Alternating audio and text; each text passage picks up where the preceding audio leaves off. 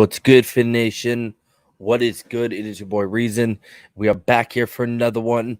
Thank you, everyone, for spending some of your Friday evening with me as we will preview the Dolphins and the Patriots game on Friday. It's been kind of a crazy week if you've been following the channel, if you've been on social media.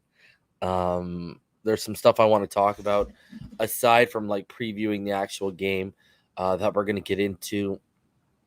In case you didn't see, Omar Kelly on Big O, he confirmed what I had been telling you guys since Tuesday, and I had posted it even before that earlier. If you are a Patreon, you got the early access to that info.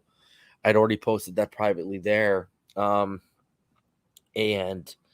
now, I'm going to talk about that in a sec, but, the question on a lot of people's minds is is this Sunday Tua Tagovailoa's final start? And, just from what I've gauged the situation, what I've been told and everything, it's pretty much a wrap. And, unless they hold on to him and they do not move off of him, okay, then maybe if Watson or has to serve as suspension, or they trade for someone else, and they get hurt and he has to come in, maybe. But I think this is gonna mutually be a parting of ways. I don't think anyone can blame Tua for how this has gone down, for wanting just to go somewhere else and start anew. Right now, here's the deal. The deal is Tua Tagovailoa still has development needed in his game. And, if you've been watching the all 22 breakdowns with me and Martin and Ball Game, we've been pointing stuff out for ever and ever. And, go back to the Giants game, go pull up my Giants live reaction. I was telling everyone there's something wrong with Tua's ball placement right now. And I had people in the comments, oh, you had an over 70% completion. I was like, there's something wrong. And then we did the all 22. We saw it in the all 22. He's got, the thing is, the guy can read through, I've said it, the guy can read all three levels. He just doesn't read them consistently enough. And whether we believe it or not, see, now we got to take ourselves out as a fan, as a content creator, whatever the case may be. Whether we believe it or not, right? Whether someone believes it, whether someone doesn't matter. It's because right now, this regime believes they are a playoff team that can do damage in the playoffs. And the fact of the matter is, they don't think they have time to sit around and wait on Tua Tagovailoa's development. That's just where this is at right now. I think Tua still can be a top 12 quarterback. Like this guy goes to the Steelers under Mike Tomlin. This guy goes under Sean Payton to the Saints. Hell, you put him in Washington even. I think Tua Tagovailoa, as long as he has a coaching staff that believes in him and builds around him, I think he's already proven he's an NFL starter. He's already shown everyone he's an NFL starter. Now it's about taking that next step. And the reality is, this regime is not going to stick around for it. Now, everything I spoke yesterday could come true, and Jim Harbaugh could come in and say, you know what, I want my draft capital. Let's roll with Tua, blah, blah, blah, blah, blah. At the same token, Jim Harbaugh could come in and say, I want this guy, I want that guy instead, right? Because he's probably going to have his own say when he comes, if he were to come in. Just like Brian Flores has his own say right now. And I'm telling you right now, Brian Flores, I reported last summer that Brian Flores wanted Herbert. You know what I mean? I confirmed everything I had heard, that we talked about in the Jason LaCanfora article. And that's just where it is right now. Tua, over these last three games and on Sunday, he, whether people think it's fair or not, whether we think it's fair or not, again, it doesn't matter. It's about what they think. And they think he failed. And, the reality is, on Sunday, he put in his worst game of his career. He was awful, but I agree. He was not by far. There were coaches that were awful. There were coaching decisions that were awful, and there were other players on offense that were awful. And, Raekwon Davis had his worst game of his career. Landon Roberts got just ran down his throat. Like, I get it, all of that. I agree with all of that. The reality of the situation is we are where we're at. See, people kept saying, oh, there was people that actually didn't believe all the Watson talk. And guys, no one supported Tua Tagovailoa more than me since Alabama. And the fact of the matter is you just have to be objective about the situation. When you put everything together, guys, I don't know what to tell people anymore. Like, I want to see the kid be successful. I want him to be successful in Miami. I want all that. But I also realize it's not going to happen with this current regime. They are in a different place than where Tua is. That's just the reality of the situation. I don't know what else to say to people. Like, guys, I see people like attacking each other over wanting this player, or, you're either in or out on Tua. People like trying to go to blows over all this stuff. Like, man, come on. Like, this is ridiculous. And, when we drafted Tua, and Ian can attest to this, I thought Tua was going to end the divide in this fan base, and it's gotten even worse. And again, that's not Tua's fault. Like, we all knew it was going to have divide either way with what happened against the Titans, but it's not all Tua's fault. You know what I mean? Like, organizationally, we contributed to this divide too, right? Like, if Watson Cloud was never hanging over everyone, this organization's cards would not be on the table, so everyone wouldn't know publicly what they truly feel about Tua. It would all be innuendo. And B, people wouldn't be caught up in the allure of a guy who he's a top 5, top 3 at the position when he's playing. Like, people wouldn't be caught up in that allure. So, the fact that the Watson carrot was always dangled, it skewed a lot of people's views and evaluations of the kid. That's just the reality of the situation. And because the organization knew Watson was available, knew he wanted to come there, it expedited their expectations of Tua internally. It was show us. And yes, I agree. Like, I've since I started on YouTube in October 2019 on TD FinStock, I've always said 3 years. That's why I'm fine. Like, if they want to move forward with Tua Tagovailoa, all aboard. Let's go. I'm down. But I realize what they're going to do. And at the same token, dude, if everything is cleared up with Deshaun Watson, the fact of the matter is, I'm not even going to speak for myself. If Deshaun Watson comes here and he wins, y'all are going to be like, Tua who? If Aaron Rodgers wants to leave Green Bay, which I think he's going to stay in Green Bay, he comes here and he wins, y'all are going to be like, Tua who? That's just the reality of the situation. In the offseason, I had people in my comment section saying Brian Flores is the best coach we've had since Don Shula. I said, man, remember I used to say, go back to the preseason roundtable, go back to my preseason shows. I said, if this team does not live, I said it live, if this team does not live up to expectations and we are not looking pretty, this fan base is going to turn on this guy quicker than you can spin your head. And of course, what happened? On the 7-game winning streak, it all started. Now, I was already on board of like, yo, Flores is going to show me this, because, I was like, hold the train this last offseason of, everyone's anointing this guy. And I'm like, let's relax on anointing anyone here. Everyone knows I supported Tua most than everyone. I never anointed Tua as a franchise quarterback. I said Tua's shown me enough that you can build around him and he can become your franchise quarterback if you build around him. You know what I mean?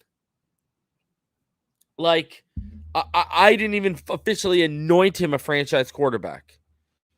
Just like I have not anointed Brian Flores. To me, the best coach still, the coach that I like the most that we had, and Ross ruined that, was I loved Tony Sparano.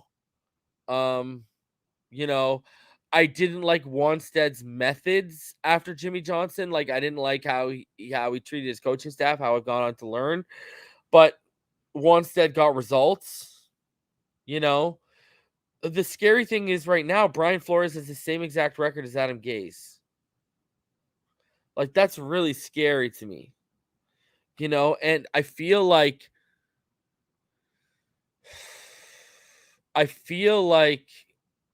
this ends badly for Greer and Flores anyways. Whether two is here next year or not. I just have a feeling. I don't know what it is. I just have a feeling that this doesn't end like we expect it to. With them. I mean, and that hurt. I mean, I want a Dolphins championship more than anything. I mean, I've watched I've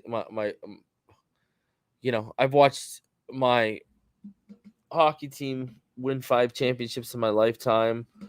You know, I've watched my baseball team win back-to-back championships. Hell, you know, the Raptors won. I never thought the Toronto Raptors would win a NBA title before the Miami Dolphins would win a championship. I never thought I would be like, and like, I'm at the point right now where I just want to win. I believe you can win with Tua if you build around him. If he's cleared and he's not guilty and he's innocent, you can win with Watson. If you build around him, again, whoever you get, you have to build around. I don't care if it's Tua. I don't care if it's Watson. We need to fix the offensive line. We need to address the running game. We need to upgrade the receivers around Waddle. Like, we still have we need to upgrade certain aspects of whether you stick with Flores or whatever, you need to, you know, and I'm the only thing. I think they're going to go with Harbaugh because of Ross's adoration. Again, I'm not bringing my personal feelings into it. That video that I had for all of you yesterday was about, this is the evidence why I think they're going to do it. This is why, like, I would do it. You know what I mean? Like, this is telling me why I think they're going to do it. You know what I mean? Like, and I mean, you got to take feelings out of this. Like, sure, we all want Tua to succeed, man. Like, I get that, but the fact of the matter is, and sure, we all wanted like Greer and Flores to succeed, but the way it's looking is like it ain't looking good for anyone right now. Maybe Greer, because he hit on the draft picks this year. Like, Greer is the one keeping his head afloat. It's crazy, man. Like, I'm just here to win, man. Like, you know, dude, if we get Watson, if we get Rodgers, if we get Wilson, if we get Kirk Cousins, you think I want these? Dude, here's the thing. If you go get, and we'll get into it, if you go get Kirk Cousins, you got to build your offensive line. You got to have a running. The guy has Dalvin Cook, Adam Thielen, Justin Jefferson. Before Justin Jefferson, he had Stephon Diggs. He's got a decent offensive line. It's like, geez, like, you would have to build around that. Like I said to someone, if you got Kirk Cousins, you would literally have to build around him. And as soon as your defense starts falling apart, you would have to trade Kirk Cousins because he's worthless. Like, at least with Watson, you could keep him around while you rebuild the defense because of his age. Like, that's my problem with Rodgers and Rodgers. Everyone knows Rodgers is my favorite player at the position since Dan Marino. You know, like the two guys that I've liked that have been my favorites since them were, I loved Kyler. Everyone knows I love Kyler. You can go back when I was on TD FinTalk. I love me Kyler. Kyler's the only guy I was like goo goo gaga over, like I was for Tua. I was goo goo gaga over Kyler because I love that kid, man. That kid is just like ridiculously special. And, you know, like,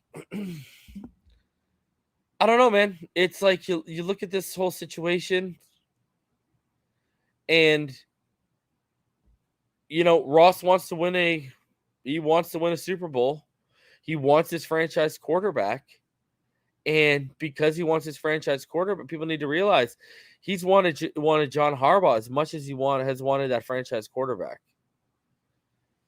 Like, they kind of, and with Fangio rumored to be getting fired and Greg Roman rumored to get him fired, it's like, it makes a ton of sense why this is all going to come together. And it just, I don't care who your quarterback is. You need this offensive line fixed. Like Watson, Rodgers, Wilson. Wilson needs an offensive line and weapons right now. I mean, DK Metcalf, Tyler Lockett. Look at Rashad Penny the last couple weeks. And he was complaining about an offensive line. He wanted to leave Seattle because of offensive line. Some of these guys need to be built around. Rodgers needs to be built around. It's like you look at all this stuff. It's like even if we acquire these guys, Watson is the only one who's elite enough where he can, make up for porous offensive line play. But I'm not expecting. Do I want him running for his life? This man has an injury history. Do I want Deshaun? Do you want Deshaun Watson running for his life? Like, I want people to realize just because they trade or they make a move at quarterback, it would not mean that everything is hunky dory on the offensive side of the football right now. Like, would you trust our current the offensive side of the football? Would you trust that current coaching staff with any of those guys? Those guys would come in and be like, "Who are these jabronis?" They'd look at them and be like, "Get out of here, man. Go get someone experienced." Like if Flores is, if Harbaugh is not on the table and they're rolling with Flores fully, Flores needs to go get it. Seriously, two things need to happen on that offensive side of the football. He needs a seasoned, like if Bill O'Brien does not get this job in Jacksonville, he needs to make it. Brian Flores needs to bring Bill O'Brien as his offensive coordinator. I don't care who your quarterback is. Go bring him as the offensive coordinator. Go right now. Look at the offense the offense under him that he built and that he was rolling with in Houston. Let's go right now. And I don't care who your quarterback is. You can stick with Tua. You can bring in Watson. You can bring in Rodgers. You can bring in Kirk. I don't care who you're doing. Start there.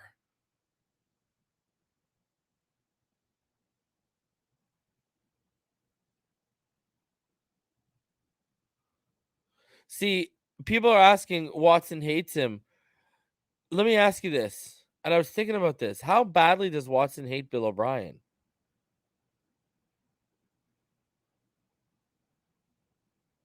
Because Bill O'Brien traded Hopkins away and Watson signed after Hopkins was traded away. And it was after Bill O'Brien was fired that Watson started flipping his lid.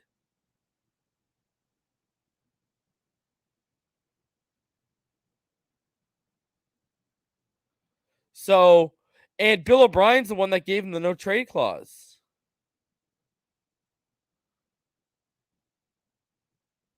So I've never heard that Watson hates Bill O'Brien. I've never heard that. Maybe you guys have. Maybe I'm wrong. But he signed after Bill O'Brien traded away Hopkins.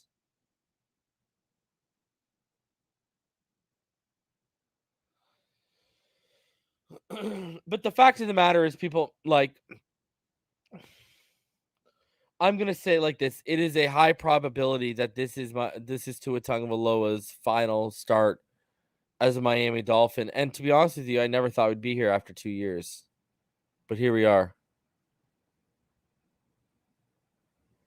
But here we are.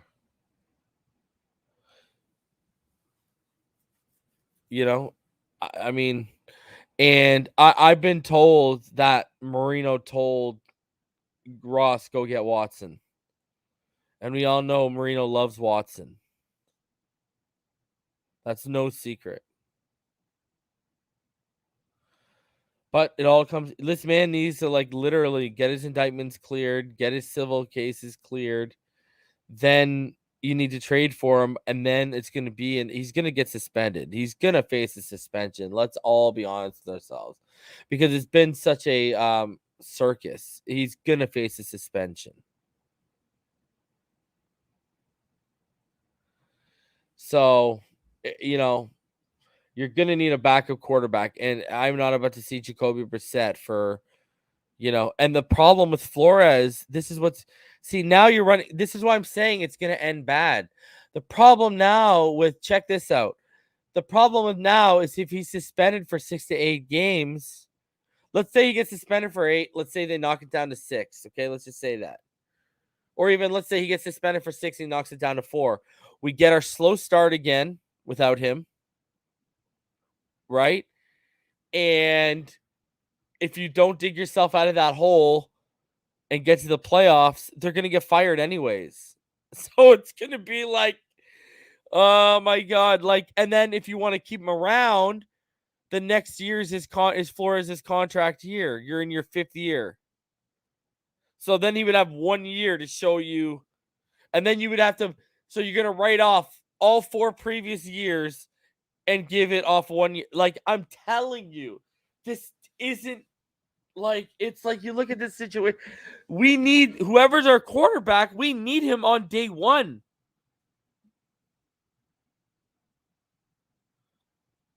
Barry, I've talked about Christian McCaffrey being part of Carolina package for Deshaun Watson for quite some time now, actually. I talked about him bringing star power. It's crazy. Whoever the quarterback is, you need him on day 1.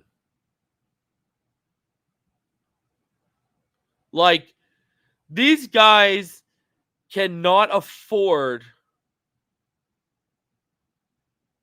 These guys literally cannot afford. Oh my God. They can't even afford for this guy to get suspended. It's ridiculous. Because you're going into year 4. They're going to want to see results. Dude, you got to build an offense, and you got to build an offense to where a backup quarterback can at least get you to 500 while if you trade for Watson, he's gone.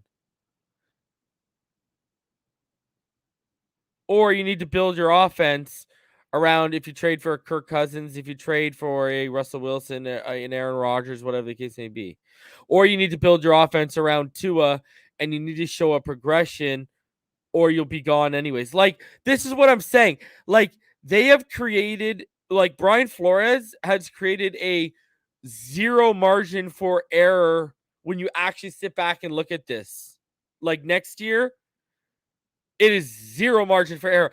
And that's what I'm telling you. If Harbaugh is available, bro, if some guy on YouTube is telling you this right now, what do you think Ross, a businessman, is thinking? Think about it for a second. He knows what the deal. What we are staring down the barrel of Flores and Greer being gone at the end of next year.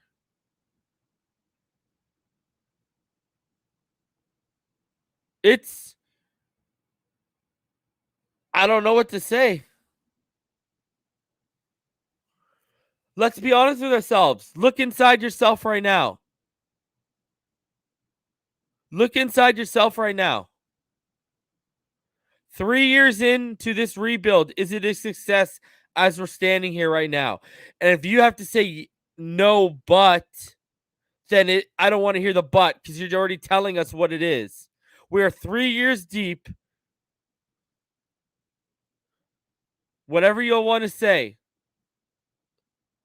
We are 3 years deep. Going into the 4th. And because we can't develop the quarterback, because we can't properly build around the quarterback, we're coming out of here looking like on Cleveland levels, minus, we're like Cleveland with a really good defense right now.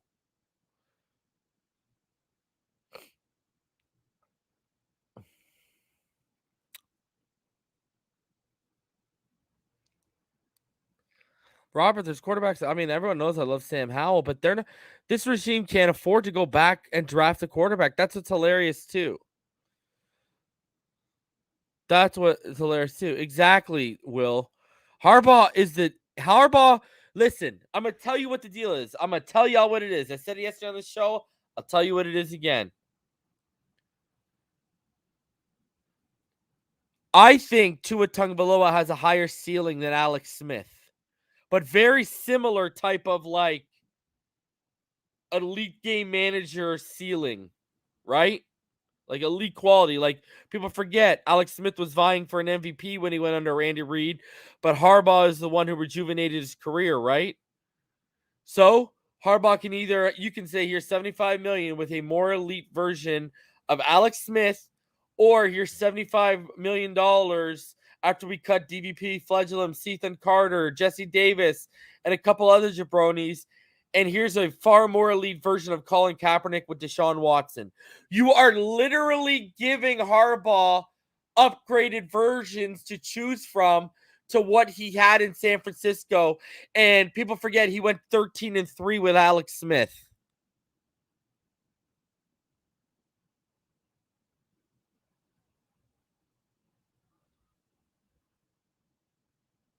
So, I mean, I'm just saying, man. And listen, if Harbaugh is not an option, you roll with Flores another year. I totally am in agreement with that. Like I said yesterday. But the fact of the matter is, we all know, look deep inside yourself. Do you really think this regime is going to fix the offensive line, the receiver room, the running back situation around whoever our quarterback is, pieces of the offensive coaching staff in terms of the offensive line coach? I would say get a new receivers coach, and I would say bring in obviously a new offensive coordinator, a veteran offensive coordinator. You really think they're going to check all those boxes plus either develop Tua or acquire Watson or acquire Rodgers or acquire Wilson? Come on. Like actually looking deep inside yourself, and what do you come out with? I'm telling you, the best scenario that you'll come up with when you look deep inside yourself, we about to get knocked out in the first round if everything goes right. So we waited 4 years. This is what I'm saying. Next year, a playoff berth is not good enough for me. I did not wait 4 years for a playoff appearance in year 4. No, no, no, no, no, no, no, no, no. Ho, ho, ho, ho. No, we have given you a plethora of resources. The last 3 off seasons, now going into the 4th off season. Come on. You think I'm going to trust you year 5 when we got 2 first round picks again? I don't know. I don't know. Start looking deep inside yourself, man. You're going to come to the same conclusions, man. I'm telling you right now. Harbaugh with Tua, or Harbaugh with Watson, or Harbaugh with Rodgers, or Harbaugh with Wilson. Or I'm not going to include Cousins because I think Tua is a better option than Cousins. But I mean, I guess Harbaugh with Cousins too, probably. I trust him to build a staff and take our team. And again, go look at Harbaugh's team rankings. Always had a top 4 defense. Even the year he went 8-8, top 4 defense. Always had a top 5 rushing game. And even when he had Colin Kaepernick was ranked like 29th and 30th in touchdowns and passing yardage. But what did he offset Colin Kaepernick with? Number 1 in interceptions. First guy building that speed option RPO type of offense, taking it. I'm telling you, man, if anyone's going to do it with Watson's skill set or Tua's skill set or any of these other guys we want to acquire, whether you want Rodgers or Wilson or maybe you want Cousins, Harbaugh's your guy. He's been there. Just saying. And you don't have to overturn your personnel on defense if he brings in Vic Fangio, who's about to get fired from Denver. And Greg Roman will come and rock our offense. And y'all saw, Lamar Jackson held back Greg Roman in Baltimore. And in the end, but Lamar Jackson, MVP quality under Greg Roman. But in the end, it was this year Lamar Jackson held them back. But look at how good Tyler Huntley looks under Greg Roman. I'm just saying.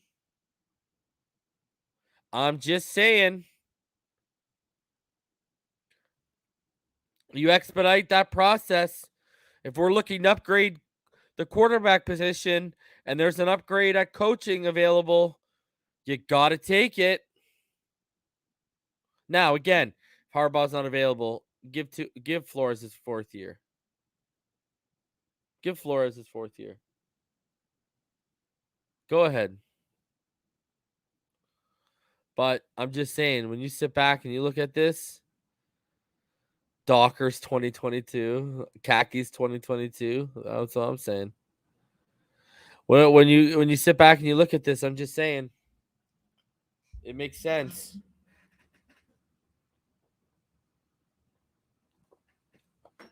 And this is what Ross wants. This is not even like what I want. Does it not matter?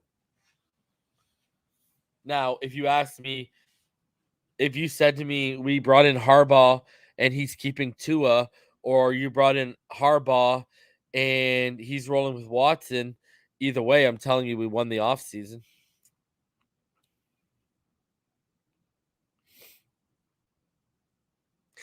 Take that how you will.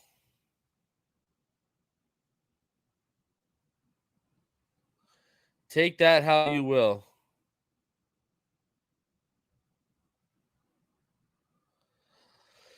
So, man, Pyro Harbaugh 2022. Yeah. I'm just saying. But yeah, I mean, I'm telling you right now, I think Tua's, if you asked me what to bet on, I would bet on, especially if we move forward with Flores, because I'm not banking on Harbaugh. I'm playing it out. Flores is my coach right now, so I'm banking on Flores being back unless Harbaugh does come available and Ross does make a move. And I think under Flores in this regime, Tua Tagovailoa will not be back next year. I'm sorry.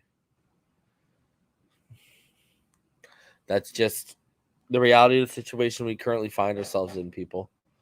So, and you got to call a spade a spade. Tua did himself no favors over the last 3 weeks of the season, and especially against the Titans. That's just being objective about it.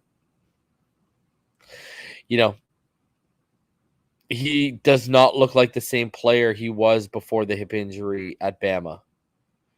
Now, I've told y'all if it takes a year and a half for an ACL, how long is it going to take for this? But I mean, even Nick Hicks came out and said he's 100%, no health excuses. So I'm just telling you right now, he doesn't look like the same guy he was at Tuscaloosa. So, he's definitely not. He's way more tentative. He's missing throws. He's ball placement and accuracy has become inconsistent when that was his biggest strength.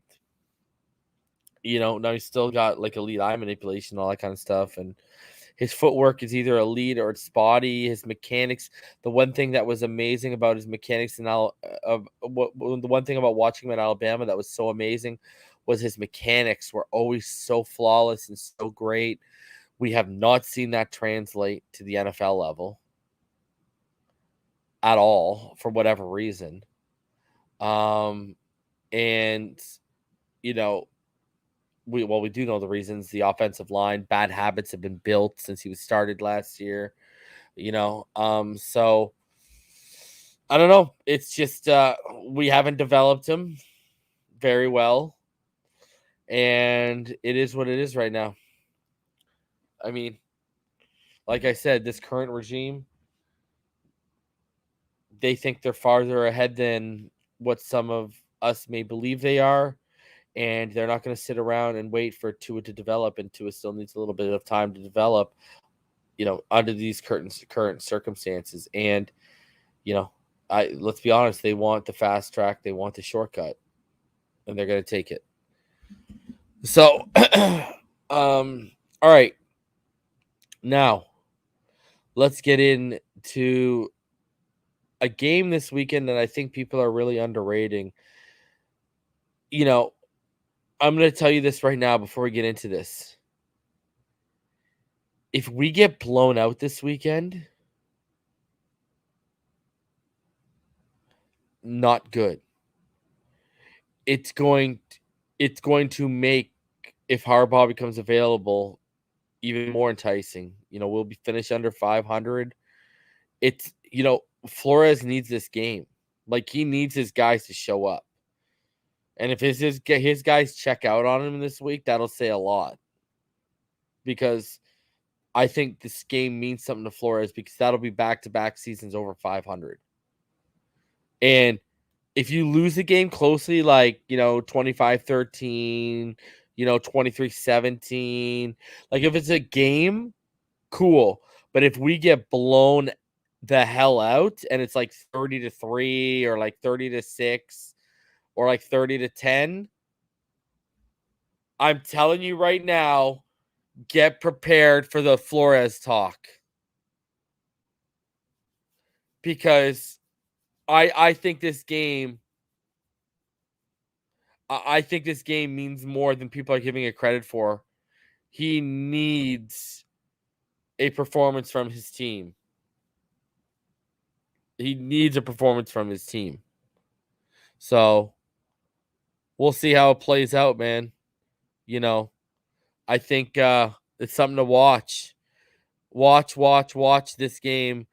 If our players look checked out, that tells you they've checked out on Brian Flores and he's lost the room. If we get blown out, you can bet your bottom dollar it's not good for Flores either. So, like, this could get even worse.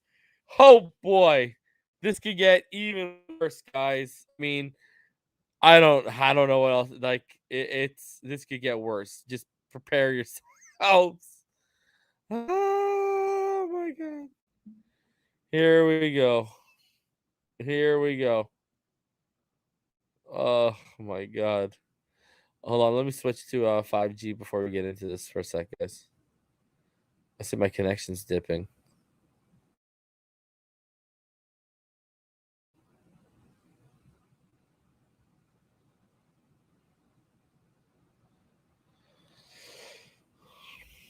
All right, we're good. Am I back? You guys can see me. Jared says Mac Jones will crush you guys, I think.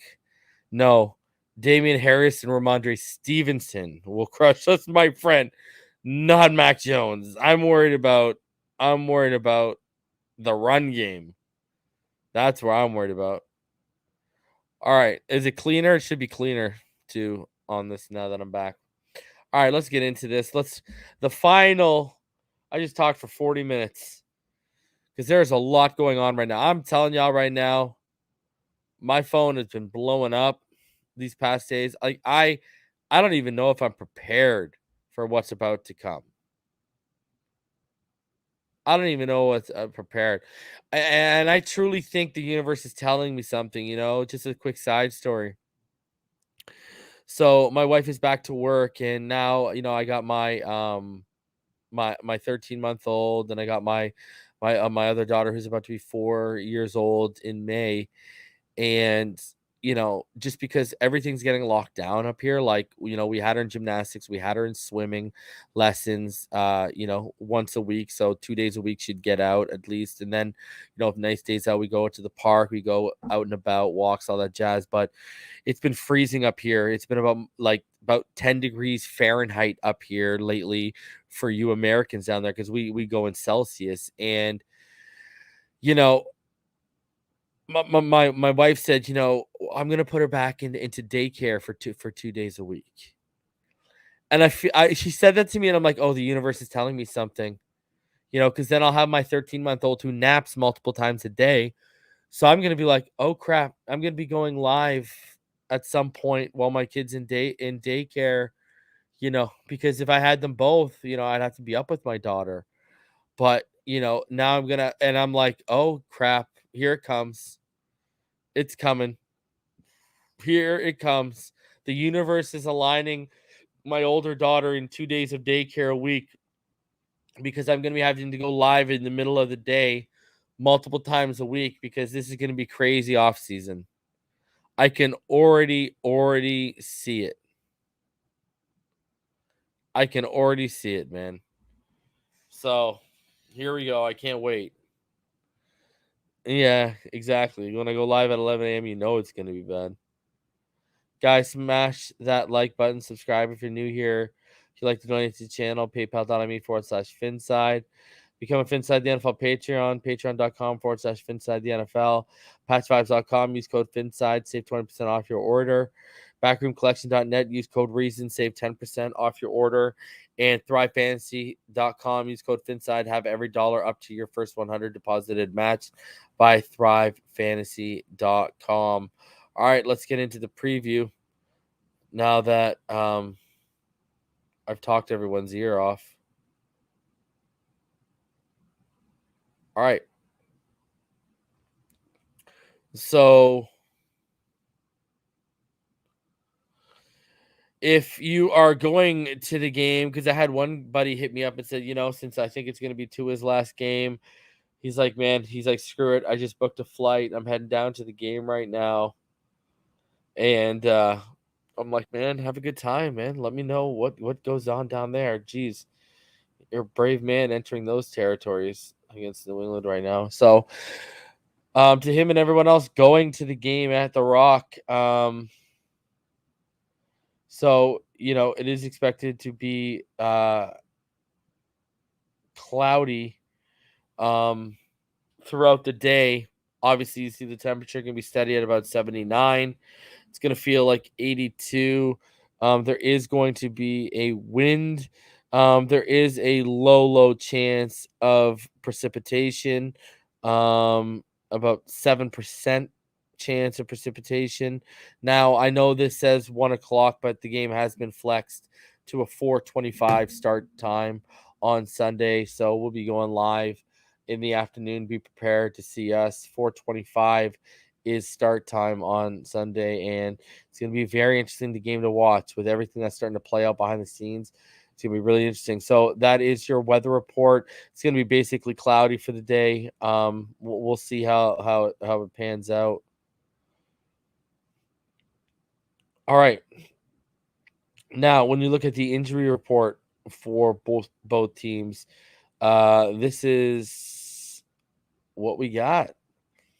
So, for the Miami Dolphins, you see Jesse Davis, Isaiah Ford, Philip Lindsay. Everyone's a full participant who, was either limited or was battling something this week. So the Dolphins, for the most part, minus the man with no fingers, Will Fuller, are, and those that are on the COVID list are fairly healthy heading into this game. So I mean, hey, that's a that I mean, yay, small victories right now, guys. Small victories, right? Now when we head down and we look at the Patriots, not so lucky right now. Kyle Duggar is going to be out. They got a bunch of guys that are questionable: David Andrews, Christian Barmore, Nick Folk, Damian Harris, Dante Hightower, Cody Davis, Jacoby Myers, Adrian Phillips, Isaiah Wynn, Nelson Aguilar. Now, I believe, if I have it correctly, the Bills have not clinched the division yet. They have not clinched the division yet at all. So New England Patriots are playing for something. So here we go. And Belichick going to fully dress them, get them warmed up for the playoffs. So it is, you guys, if it gets ugly, I want to see you in the comments right now, because I know there's 180 in the comments right now. If it gets ugly, do you expect the pressure to mount on Brian Flores? Let me know. I want to hear what you guys say in the comments.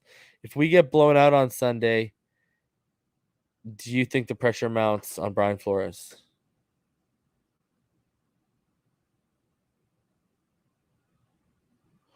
All right. When we look at how yes, instantly, absolutely. I hope it gets ugly. Expect Florida to be fired with a blowout. Yes, sir. For sure, yes. If he doesn't, I'll be shocked. Yeah. Kinda. No more pressure on Tua, I hope.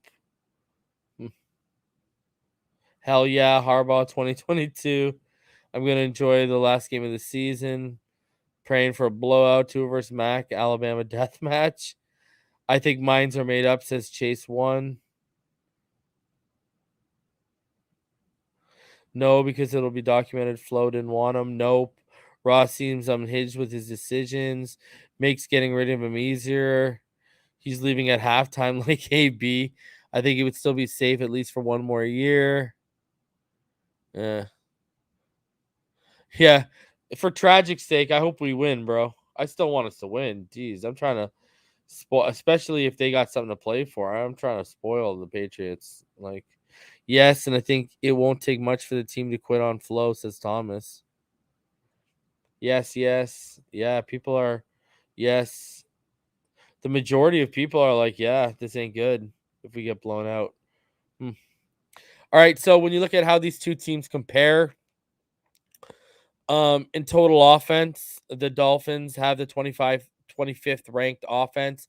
Patriots have the 16th ranked offense. You know, the Patriots average almost 50 yards more a game. The Dolphins average 307.6, Patriots 351.8. When you look at passing offense, the Patriots have the 14th best passing offense, 225.8. We got the 15th best, 221.8. The rushing offense, the Patriots have the 8th best, 126.1. The Dolphins have the 31st at 85.8.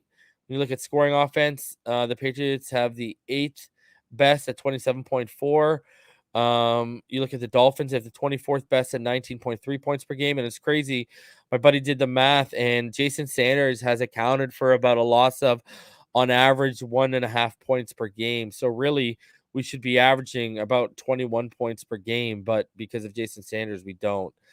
Sacks allowed. The Patriots are tied for number 2. They've only allowed 26. Dolphins are tied for 21st. They've allowed 39. When you look at third down offense, the Patriots are 7th best. They're 43.2 conversion rate. The Dolphins are 13th best. They used to be 9th, but now they're 40.4 conversion rate. When you look at total defense, the Patriots are the 3rd best defense in the NFL right now. They only allow 311.6 yards per game, so they allow 4 more yards than what our offense currently averages. The Dolphins are the 15th best total defense right now at 334.9 yards per game allowed. When you look at passing defense, the Patriots are the 4th best, allowing only 192.4 yards per game, while the Dolphins are the 14th best, allowing 226.6 yards per game. When you look at rushing defense, the Patriots are the 22nd best rushing defense, allowing about 119.3 yards per game, while the Dolphins are still the 10th best, allowing 108.3 yards per game. When you look at scoring defense, the Patriots are the number 1 scoring defense, only allowing 16.9 points per game, while the Dolphins are 16th, allowing 21.8 points per game. Now, when you look at sacks, the Dolphins are no longer number 1 in the league after only getting 1 on Sunday. They are now tied for 3rd with 46. The Patriots have 35, and that makes them tied for 16th. When you look at third down defense, they are the 4th best third down defense. They only allow a conversion rate of 35.7, while the Dolphins are the 19th best. They allow a conversion rate of 40.7. When you look at takeaways, the Dolphins are the 10th best in takeaways. The 23rd best in takeaways. They have 10. When you look at, hold on a sec here. Yeah. No. My bad. They are the 10th best. They have 23 takeaways. They're tied for the 10th best. When you look at the Patriots, they are tied for the 3rd. They have 30 takeaways, so 7 more. And then when you look at giveaways, the Dolphins as an offense are 27th. They've given the ball away 26 times. The Patriots, they're tied for 11th. They've only given it away 20 times. So, you look at the Patriots. I mean, when we look at this sheet, I mean, there are 7 categories they are in the top 10 of. The Dolphins are in the top 10 of 2 categories. So, we look like very middle of the pack type of team when you just look at, the team rankings and how they compare, while the Patriots, again, look like a legit playoff team just on paper. I mean, we know what we're dealing with, but even on paper, it screams playoff team. And coaching, I mean, like I said, we could never win a game where Tua only throws 3 times like they did with Mac, because they have the offensive line and the running game to complement their defense. We don't have either one of those things.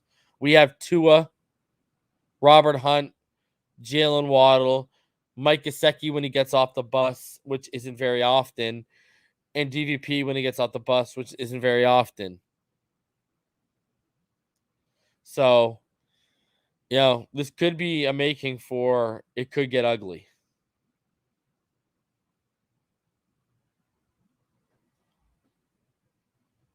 Let's get into my keys to victory. Let's start off with offensive keys to victory. Lean on the run and get Waddle into open space. Listen, you guys all saw the rankings just now. Okay, their weakness on defense is against the run. They allow almost 120 yards a game. They allow 119.3 yards per game. Jesus Christ, run the ball and stick with it. Like Stoodsville, earn your title of run game coordinator. And guess what? We got to get Waddle into open space. If those two things happen, you can move the chains. That's why I put them in one. That's how you're going to move the chains. If you lean on the run and get you Waddle into open space. Like, you showed so much creativity against the Saints with how you're shifting and using Waddle, and that all went out the window, and you allowed them to bracket Waddle all day when we played the Titans. Like, Jesus Christ.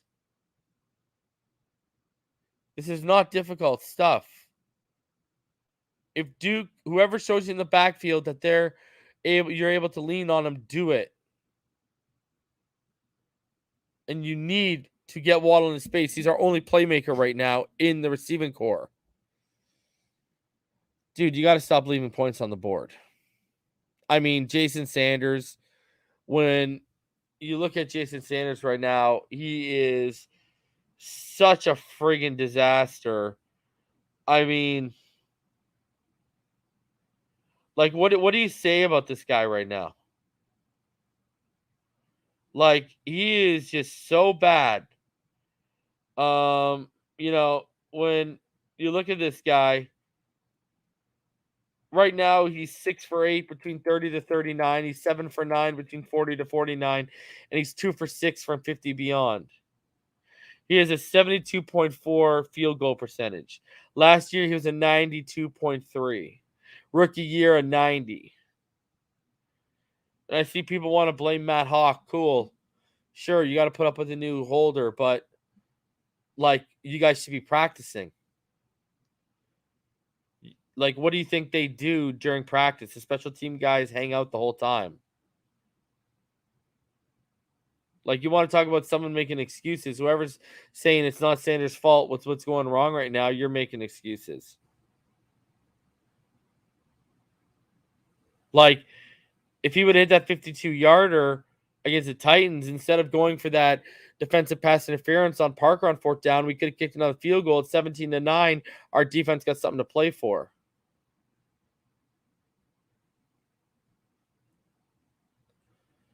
The guy is he's trash. This season, he's trash. He's not a trash player overall, but this season he's been trash. He's been not very good at all. He's been one of the major disappointments of this team. And we can't afford lapses in key situation. Okay, listen. On 3rd and 1, why is Myles Gaskin being trotted out there? The Saints put on tape how to stunt your Brissett package. Why are we trotting it out there? Tua. We can't afford bad turnovers in key situations, my friend. This has become a serious pattern of yours. Can't afford it.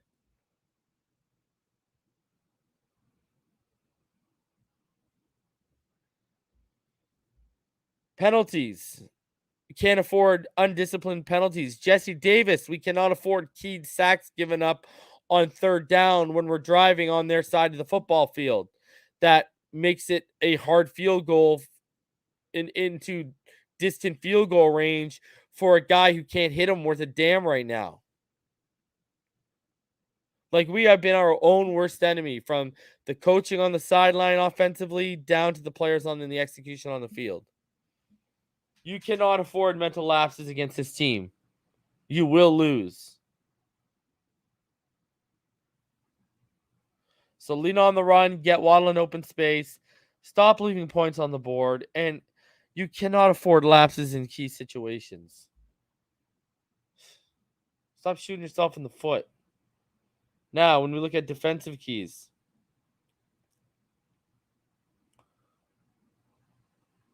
our defensive keys are as follows. You got to be that run-stopping defense you were during that 7-game winning streak. Listen, Damian Harris and Ramondre Stevenson are going to be fed the football. You need to find the form you had during that win streak. Elandon Roberts, Raekwon Davis, you need to play a lot better than you did last Sunday.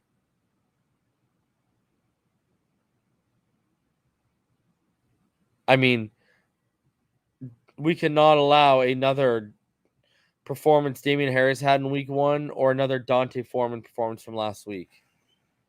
Because now we are going against a legitimate run team.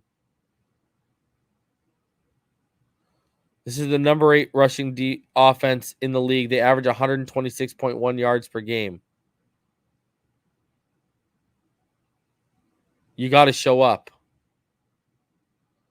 You got to attack Mac Jones. Listen, we let him get way too comfortable in week 1. You have to make him uncomfortable. You didn't do it against Tannehill. You got to stuff the run and force the ball into the quarterback's hands and let Mac try and beat you. But you have to attack him. You have to pressure him. Jalen Phillips, you need to get to 10 sacks. We need Ogba to rebound after having not a very good game last week. We need that pressure game to step up. You need to win your one-on-one battles, and you need to get at this guy. You need to attack him. You need to make him feel uncomfortable. You need to make him feel queasy and uneasy standing back there in that pocket. And how do you do that? Easily. Number 3 key. Don't get pushed around in the trenches like in week 17. Listen, we got dominated in those trenches by the Tennessee Titans offensive line. You need to win your battles now. Our front 4 is talented enough where they should be a nightmare for any offensive line. They should not be pushed around, and only Christian Wilkins is the guy who steps up. You need to win in the trenches. You need to win your one-on-one battles. You need to get it done. Winning in the trenches is going to get you to Mac, and it's going to help you set the edge and stop the run.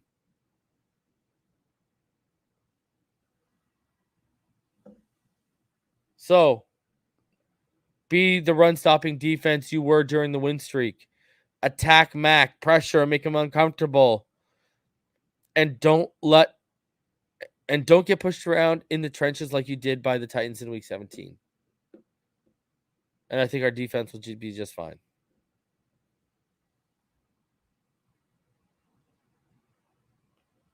All right.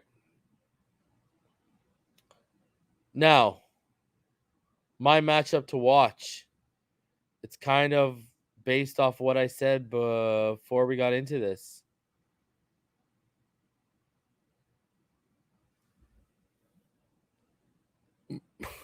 This game means so much for Brian Flores that I don't think people really realize this.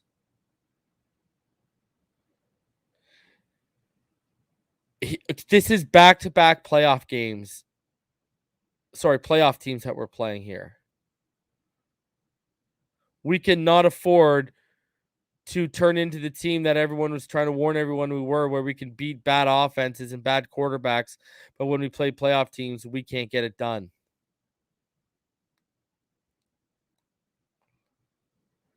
Brian Flores needs to outcoach his mentor here. Brian Flores needs this offense to be clicking under his watch and our defense to be at the top of their game under his watch. He needs to prepare his guys. I mean, if you get blown out by Bill Belichick, you might be sitting on that bus with that ticket next to Tua this offseason. That's just a fact. You can, if we come out and drop an absolute dud and get hammered like 30-10 or something like that, it's over. He is going to be on thin ice if he heads into next year. So, I mean, Flores needs this win, and I think we all as a fan base need this win. So Flores, go get the job done, man. You're gonna need all the help you can if Harbaugh becomes available, and that's not based off anyone's opinion. That's based off Stephen Ross's love and adoration for the guy. You need to show him you can outcoach a playoff head coach, and your team could beat a playoff team in this final stretch. So yeah, Flora, the protege versus the mentor means a lot here, I think, and a blowout could and bad for Brian Flores, so he needs to get it done. So what do I think is going to happen? Where do I stand? Well, I don't think we're going to get blown out. I'm going to give Flores a benefit of the doubt, but I do have us losing. Patriots 25, Dolphins 13. I just don't think, I don't think they're a better team than us right now. I mean, what can I say? I hope we win. I'm praying for a win. I love watching a win, but I just don't think, I think this team right now as it stands, they're a better team than us. Morale's probably really low in that locker room. And, some guys are going to be playing for themselves on Sunday in terms of Phillips got to get to double-digit sacks. Waddle's got to break a record. Ogbah's got to get his money up. I don't know, man. Duke Johnson's playing for a contract, so it's Philip Lindsay. DVP's trying to prove himself. Gesicki's trying to keep his money up. Tua's trying to show he's worth keeping. So you look at it, and I don't know. I hope we win this game. I'm praying we win this game. I love beating the Patriots, but I'm going to take the Patriots 25-13. I'm going to take this. It pains me to say that. It really, really does. It really does. Jesus. Now, the rooting guide for Dolphins for a draft. This is for a draft pick now. These are the teams you want to root for. You want to root for the Rams over the 49ers, the Ravens over the Steelers, the Saints over the Falcons, and the Eagles over the Cowboys. So for our draft pick, this is your rooting guy.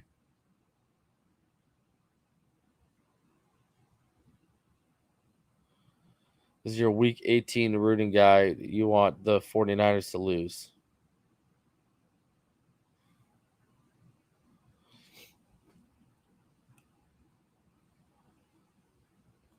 And just a little final thing here. If you guys did not see the clip on the Big O show, Omar Kelly, I wanted to show you guys. I mean, you guys remember the first place you heard it was here. If you're a Patreon, that was the first place you heard it. If you were a non-Patreon, the first place you heard it in this community was right here on this channel about Kirk Cousins. And I want to show you guys exactly what Omar Kelly said on Big O show about Kirk Cousins.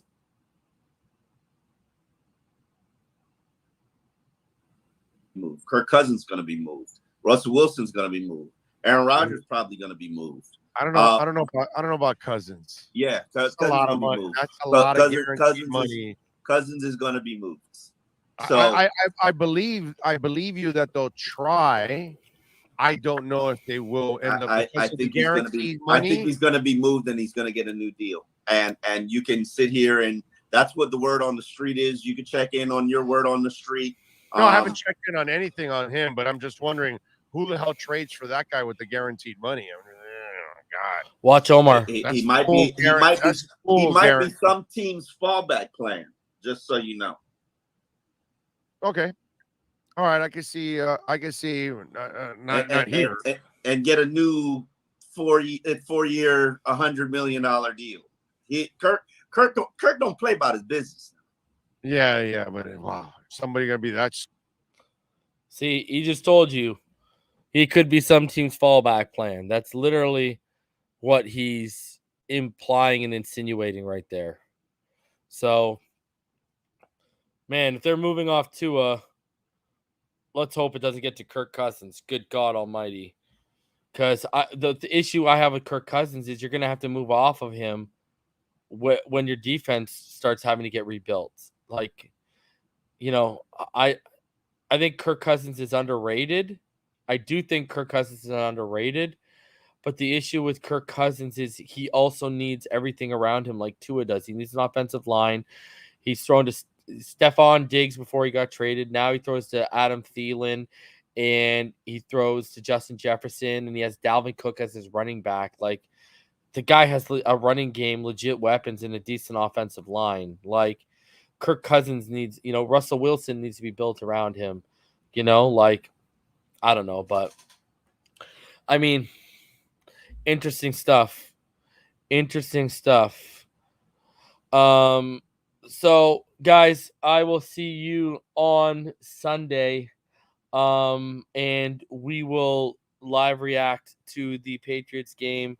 And we'll see how this team looks for Flo, because if they don't show up for Flo, it could end bad for him, not just the quarterback in the offseason. So going to be an interesting thing to watch. All right, guys, I will see you on Sunday. Until then, everyone stay happy, healthy, safe, and blessed. You don't know what time it is. Fins up all day, every day.